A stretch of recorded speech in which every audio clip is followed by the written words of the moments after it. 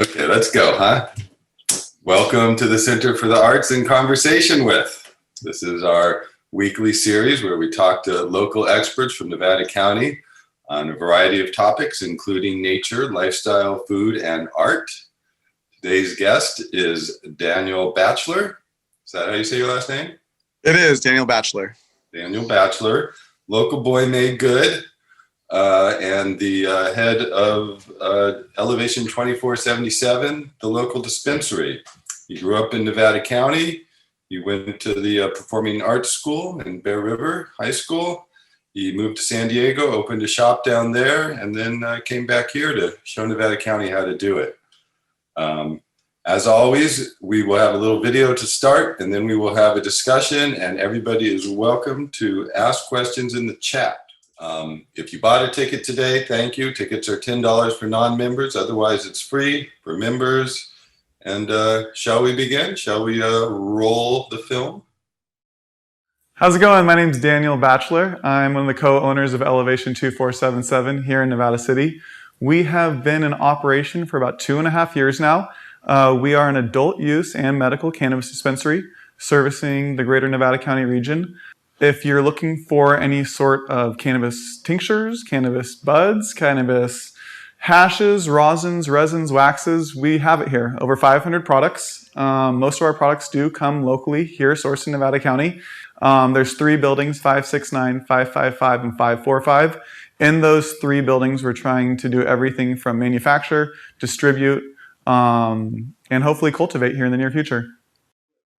Hi, my name is Govinda. I'm the purchasing manager here at Elevation 2477, and we're proud to feature a whole wide range of Nevada County made products from every category of cannabis. And we have products that are all wellness products, from CBD products to THC products. We have sun-grown flower, we have topicals and cartridges and edibles from every category. And we've found that Nevada County really has a lot of producers that make great products, that really high quality, and really we're proud to have them on the shelf here.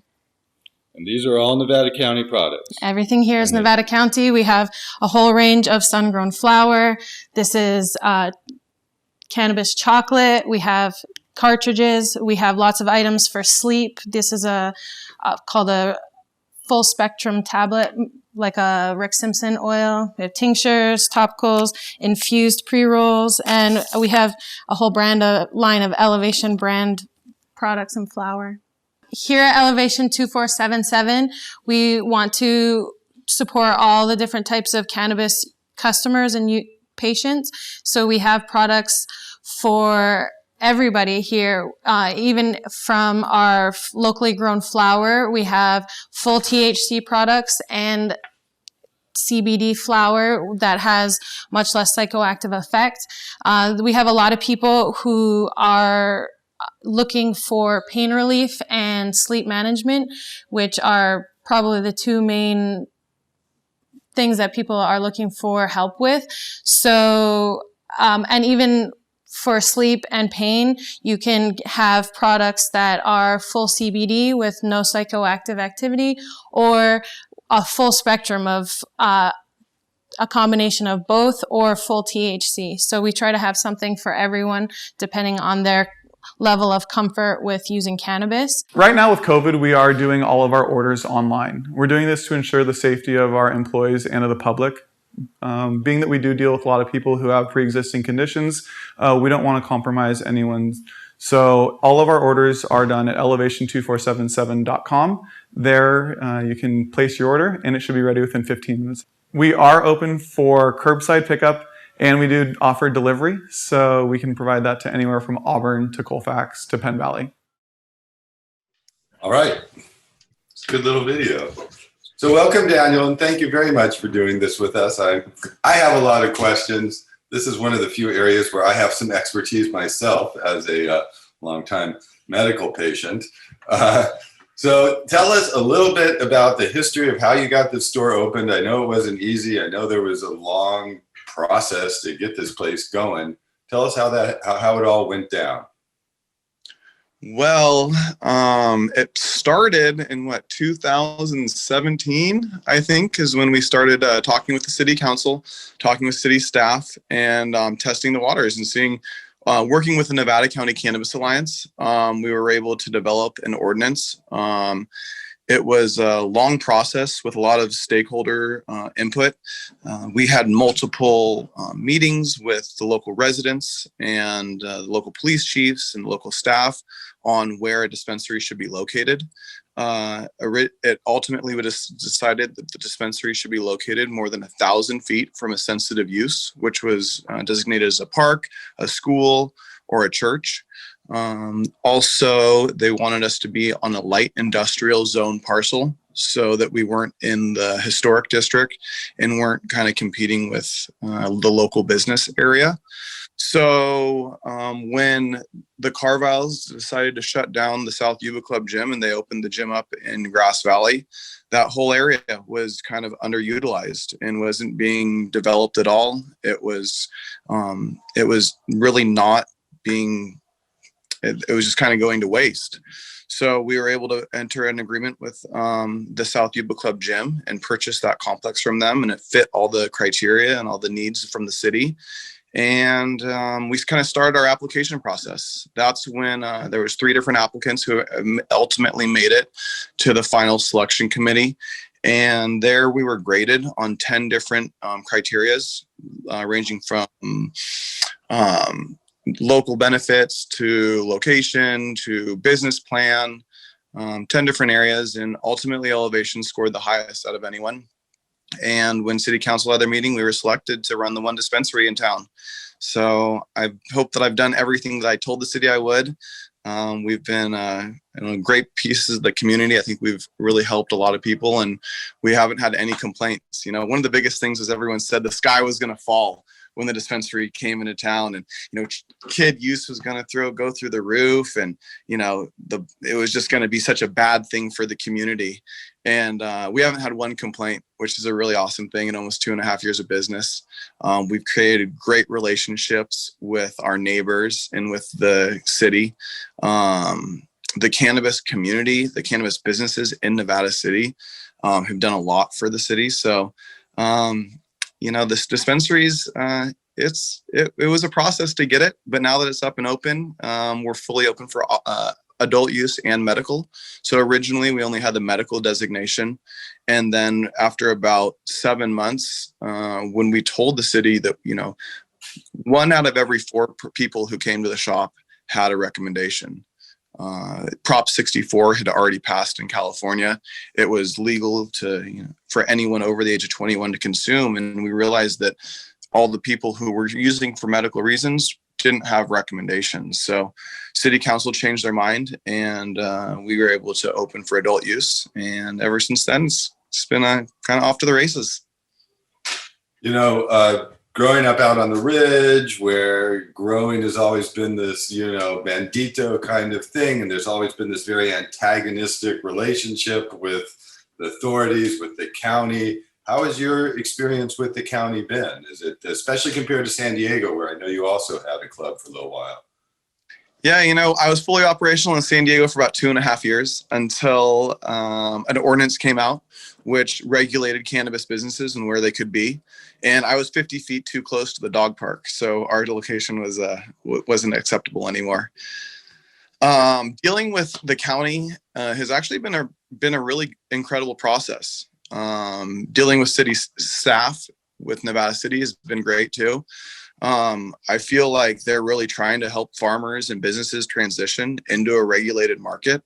Right now, I think there's about 160 farms in the county that have taken the step to get permitted. And going out to these farms is incredible. You have legacy farmers who have been here for a long time who are now kind of stepping out of the shadows and into the light and able to do what they've done for a long time. Now they're able to pay taxes. They're able to have everyone employed correctly. They're able to put their money in the bank, which is pretty incredible, and not be doing illegal activities. I know a lot of farmers are really grateful for this opportunity. Yeah, you're kind of leading us all out of the shadows in a way, right? Kind of legitimizing marijuana for the whole county in a way that it's never been before. I'm just lucky to be here. I'm just trying. How many employees do you have? Right now at Elevation, we're sitting right around 30 employees. Distribution, which is another business that I have, we have 7. In our manufacturing facility, we have 9. So, we're employing right around 50 people currently. And that's just out of the campus itself. That's not including any of the farms that we have. So, the job creation for this is absolutely incredible. I think that in the Nevada City location there with 569, 555, and 545, the 3 buildings that are in the Searles campus, there should be over 100 jobs created. So that is just, it's great. Which makes you one of the largest, if not the largest employers in Nevada County right now. I wouldn't. Oh, I know we're one of the largest taxpayers in the city. Okay, great. And let me ask you that. What is the tax on marijuana? So that's the bad part. A lot of people don't like it. When we voted in favor of Prop 64, which is when adults were able to consume legally, that created a 15% excise tax, which is added to every sale. Then there's which goes directly to the state. Then there is a 8.375% regular sales tax, which is the Nevada City tax. And then there's a 4% tax for retail sales that was imposed by city council and was actually voted in. So that goes directly to the city. The city gets 4% from retail and then 2% from all manufacturing and distribution. So I know I think that the city said that they've received a little over $1 million in the last couple of years since they've had an ordinance, which is pretty incredible. Mm-hmm. Mm-hmm. Is there tax on the farmers also?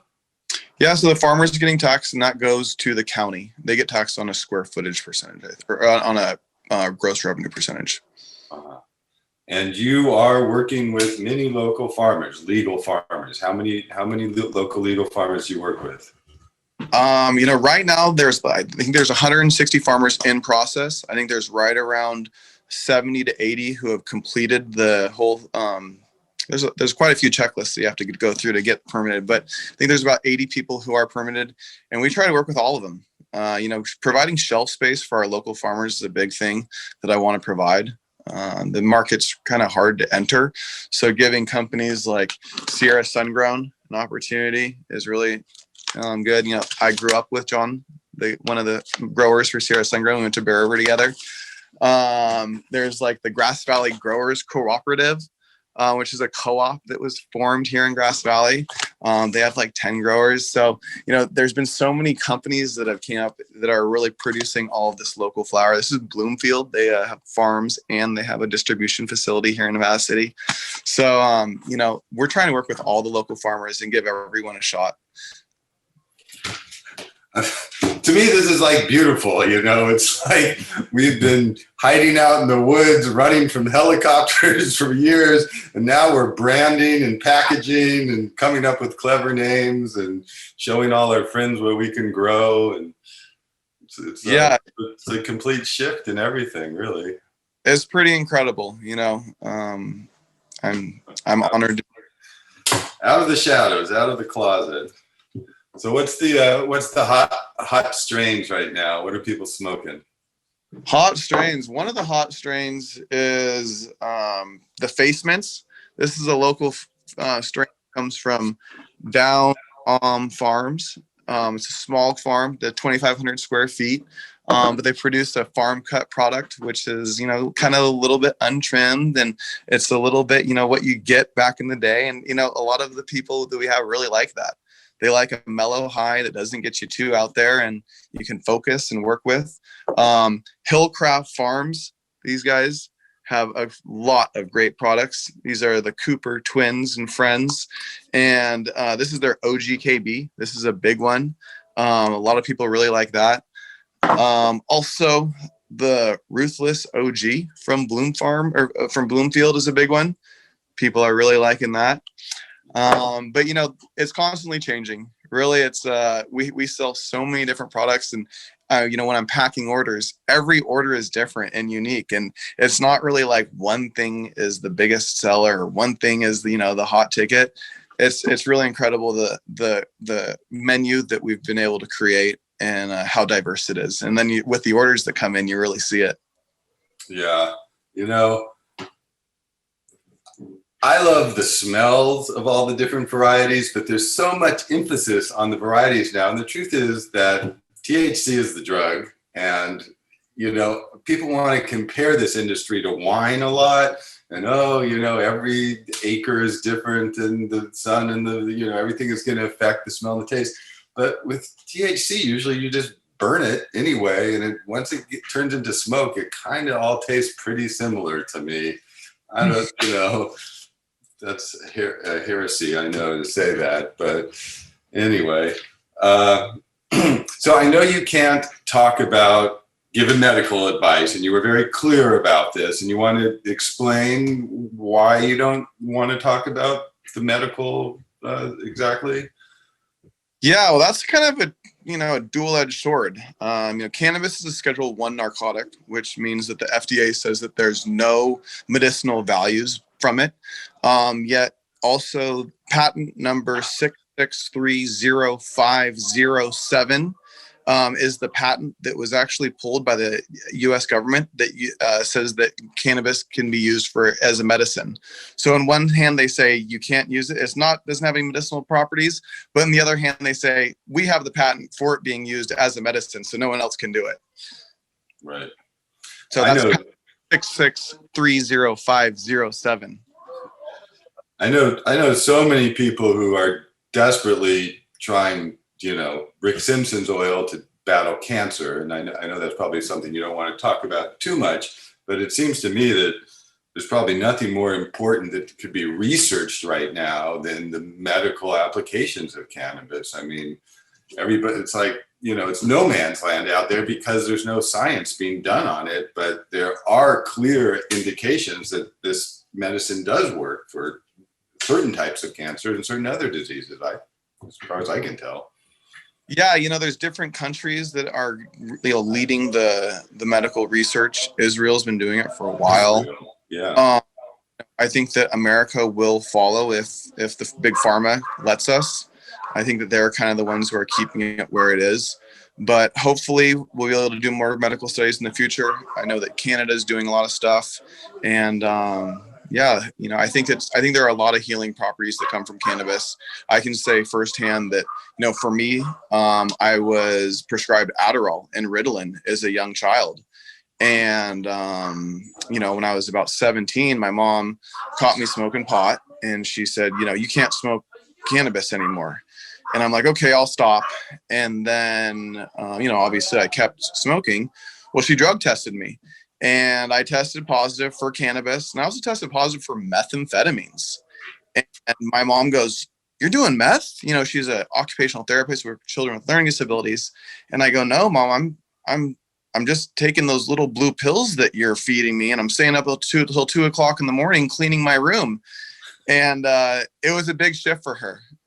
It was a big shift, and I said, I'd really like the opportunity to use cannabis for my ADHD. And she signed for me to get my recommendation, and I graduated with honors and went to school, and now I'm running a successful business. So people who say that stoners are deadbeats, I stand to beg to differ. She must be very proud of you now. She is. Okay, we have a question here. Isn't the term, Melinda's asking, isn't the term cultivar and not strains anymore? Did I get that right? What's a cultivar? Cultivar is what she's referring to. And yes, different cultivars, different strains. But yes, cultivar is the correct term. Thank you for that. For strains. Yes. Okay. Different cultivars. She's shaking her head. She's nodding. Melinda, did we get it right? Yeah. Okay. And Rachel wants to know, with so many varieties and product types, how do you educate your staff on how to help people find what works for them medically? Yeah. So right now we've actually co-sponsored an educational series with Wade Laughter from the House of Harlequin. In this class, we're able to have all of our what we call wellness associates go through training with Wade, who's been leading this medical journey for a long time with the different CBD and THC strains that he has. So we're really pleased to be able to offer free classes, free one-on-one sessions, and a full educational program for our staff to make sure that they're communicating the right information to our consumers. Mm-hmm. All those classes are available on our website under the educational section at elevation2477.com/education. Go into a little more detail about what else is on the campus, everything that's there besides the dispensary. Yeah. So in 569, which is the building where the dispensary is located, there is also we have a distribution facility. That's where wholesale cannabis is bought. It's quarantined. It is set out for testing. And then once we get the testing back, we're able to package it there and label it there. Also, we have the Highest Health Collective has a bubble hash facility at the end where they're creating a lot of really incredible solventless hashes. They also have a great line of pre-rolls. This is their golden. And that's 569. In 555, there is an infused drink company that is now almost done with their build out process. There's also a type 7, which is a volatile extraction facility that's owned by Ryan Haley from Purist Extracts. He's a local guy who actually graduated from NU the same year I graduated from Bear River. So it's pretty cool that he's able to be right beside me, and, you know, kind of like a lifelong friendship. They create all the hashes, the rosins, the resins, the waxes, the vaporizer cartridges, and a lot more of the concentrates that are consumed. Then there is another distribution company in 555. There is another type 7 in the 545 building. And we still have 2 open units available for rent if anyone is looking for a fully built out, or not fully built out, but ready for someone to come in and do TIs and build their business there. So anybody who's got a license to do a legal marijuana company can rent space from you guys and be there on a legitimate campus spot. Yeah, you know, that was one of the big things for me is, you know, getting a location that was legal and able to have a business like this and to be able to offer that to other people. So the campus has 10 different units in it, and they're all different businesses, which is pretty cool to have everyone working together. Right. You know, when I started reading on Facebook about, there's clubs trying to open in Nevada County, I was like, I kind of rolled my eyes. Well, that's selling ice to the Eskimo. There's probably more marijuana in Nevada County than any other county in California. Why would we need a dispensary? But why do we need a dispensary? I mean, I'm sure everyone has a neighbor or a friend or grows theirself in Nevada County. There was a GIS study done, and they said that there was 3,500 parcels that actually had cannabis plants on them. But those parcels, you can't, you know, create stuff like this, which is a full cannabis extract oil. Also, all the products that we carry have gone through full Cat 3 testing. So, you know, there's no pesticides, there's no mold, there's no mildew, no residual solvents, no heavy metals.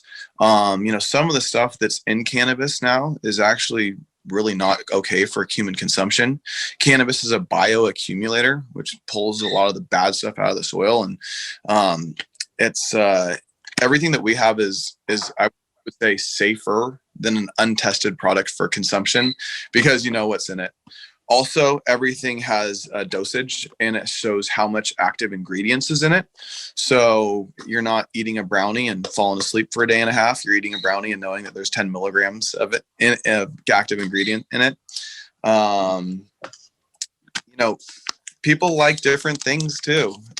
We have a lot of, I'd say, growers who come in who want to try something new or want to try a new strain or cultivar, excuse me. And, you know, we have all these different hashes and rosins. which are that there's no gas left in them. That it's okay to consume. And then also, not everybody is a hippie or has a hippie neighborhood or a neighbor, right? I mean, you must have a lot of customers that just aren't in those circles, right? We do a lot of deliveries in the Lake of the Pines and Lake Wildwood. It's pretty incredible to see the people that we deliver to and how, it's everyone. It's not really, a consumer isn't, your long-haired dready who, smells like patchouli. It's, your soccer mom and your teacher. I'm not going to name any of my teachers, but many teachers who I've had have came into to the shop. All walks of life. Yeah. As Rachel points out here, more and more people are getting more comfortable with taking cannabis. Mm-hmm. Yeah. Cornelia says, can you speak to growing practices, water, pesticides, etc. usage? Yeah, so all the farms and all of the cannabis that we are able to get at the shop has to come from a licensed farm. In order to have a licensed farm, you have to register with the water board. You have to prove that you're getting your water. You're not stealing from the streams. You're not stealing from the river. That it's coming from either a well or a permitted source. You're not allowed to. Everything goes through Cat 3 testing, which tests for all pesticides.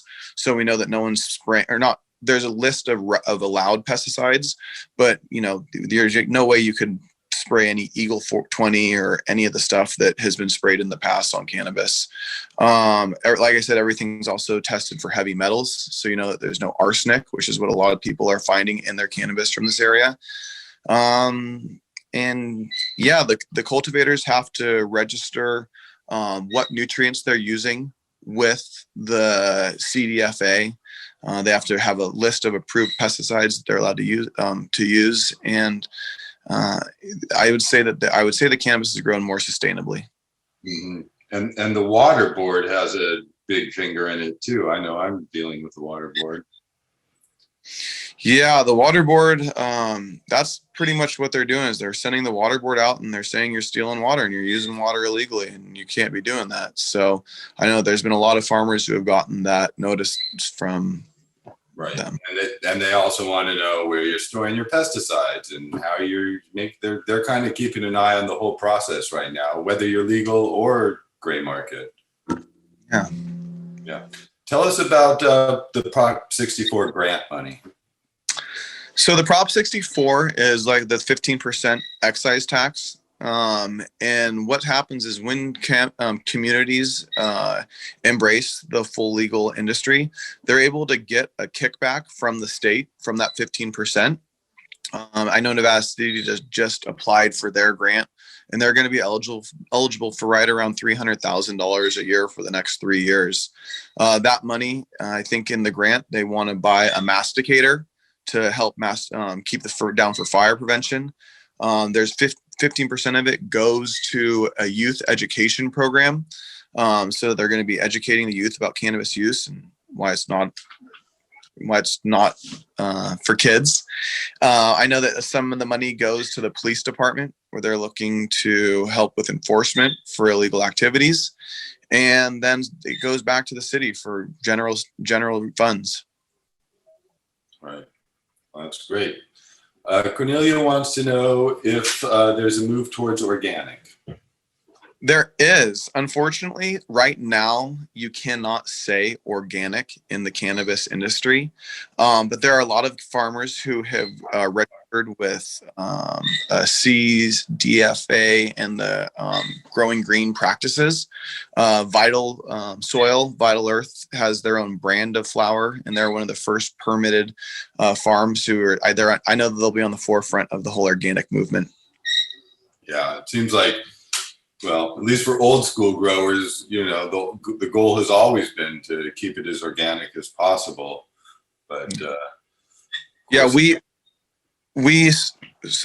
researched most of the farmers that we procure product from, and at least for the Elevation brand, we really try to make sure that they're using more organic products than not.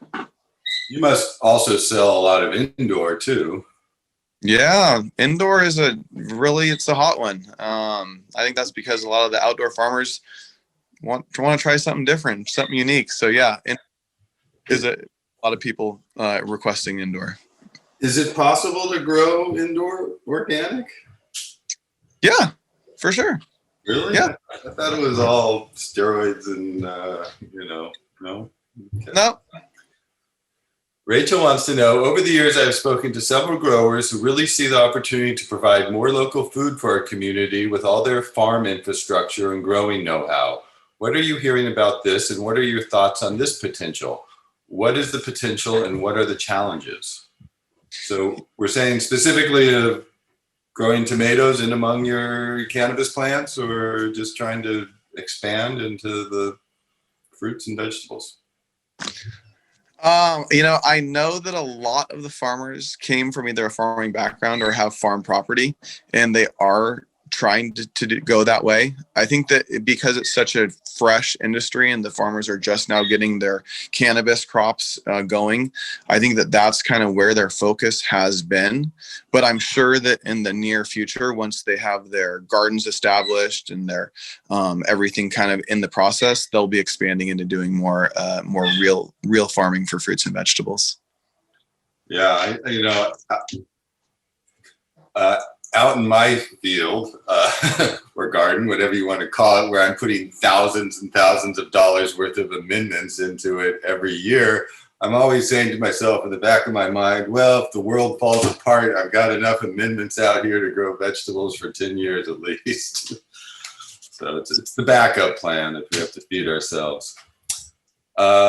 Let's see. What other questions do we have, folks? This is our chance. We got them here. It's sativa versus indica. Do you have a personal preference? For me, I like them both. There's a big, there's this discussion of, is there really a difference? Molecularly, no, there's not. The way that they grow, definitely there's a difference. What terpenes they have, there's definitely a difference. But for me, I'm a consumer of all of it. If I eat it, breathe it, smoke it, sleep it, and dream about it. Hey, talk about terpenes a little bit, because I know this is kind of cutting edge science that's happening through cannabis that applies to, a lot of other things besides cannabis. But I was at the Emerald Cup a few years ago, and it was all about terpenes. That's all anybody wanted to talk about, and the endocannabinoid system and how terpenes affect your immune system and all these other things. Can you tell us a little bit about that? Yeah, terpenes are... What are terpenes? Tell these guys what terpenes are. So, you know how when you smell a flower, a daisy will smell different than a rose? It's the fragrance that you'll receive from the cannabis. Hold on one second. Do you guys sell terpenes just by themselves? No, we don't. But all of the products that we have come from cannabis terpenes, so they have to be naturally cannabis derived. So all of the vaporizer cartridges that we sell, these all have natural terpenes in them. Bloomfield has actually a pretty incredible way that they do it with steam distillation. So before they process the cannabis and extract the THC out of it, they pull all the terpenes out and then they reintroduce it back into their products. So this one, for instance, is a pineapple muffin. Is the cultivar that is used to create this product, and it has oxymene, myrcene, limonene, caryophyllene, caramine, pinene, humulene, and pinene. So, and those are all listed on the package, which is pretty cool. And when you find a terpene profile that you like, that is usually what we tell people to stick with that strain. And that's kind of the effect that you may get or might not get. So that's kind of the on-broad effect. So wait, so you think the terpenes affect the effect? I do. Interesting. See, my impression was basically terpenes are the smell and the flavor. And what I think you're trying to talk about here is with the oils, a lot of time, they're making this very pure extract that is so pure that you've lost all the flavors. And then they are, well, you're saying, okay, here's sour diesel, and it's this list of terpene flavors. And we've got this pure oil that we want to make into a sour diesel oil. So we're going to put all these flavors back into it. So we have the original. It's like you've extracted too far and now you have to put the flavor back in. Exactly. Yeah. And like I said, Bloomfield has done an incredible job at doing that with steam distillation. It's really incredible. Okay. Melissa, our producer, wants to know, what are some of your preferred consumption options for people who don't care to smoke or vape? So edibles are one of our large selling products too. They're on sale 15% off on Thursdays. This is a chocolate bar made by Revive. They're located here in Nevada City too, off of New Mohawk. We have a lot of people who like the edibles. Also, Liquid Flower is a topical. These guys are from Nevada City as well. And this is just an ointment that you can put on a problem area. Not psychoactive, but you put it on and it works. My dad has arthritis really bad, and he rubs it on his hands every morning, and he says it's the only way he can get through the day. Okay, you know what? It's almost time to wrap up, but I have one more question here. What about suppositories? Yeah, so we do have suppositories made by Foria. They are available. I have not personally used them, but well, one of the interesting things about suppositories I've learned from my cancer groups is that you can get all the benefits of THC without getting high, actually, that way. Yeah. Which some people don't want to get high. Any last questions for Daniel? Hi, Rachel. Hi, folks. Daniel, thank you so much. It's been a pleasure. Learned a lot today. I hope everybody has. Thank you all for being here. Cameron's put up information. The Elevation 2477 is right behind Nevada City SPD, down where the gym was. I'm sure we all know where that is. Go visit Daniel, bug him, give him to get you some free stuff. That's what we got. I got a lot of good free stuff. Cut.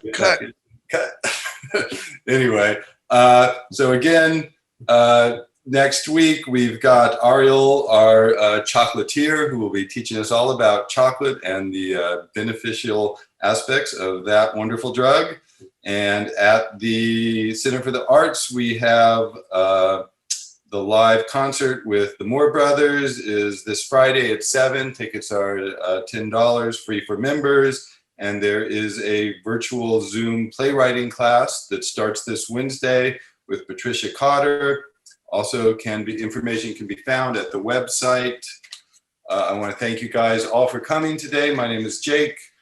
Thank you to Amber, Melissa, Cameron, and Conrad who make this possible. These are all available for viewing at the website. And thanks, everybody.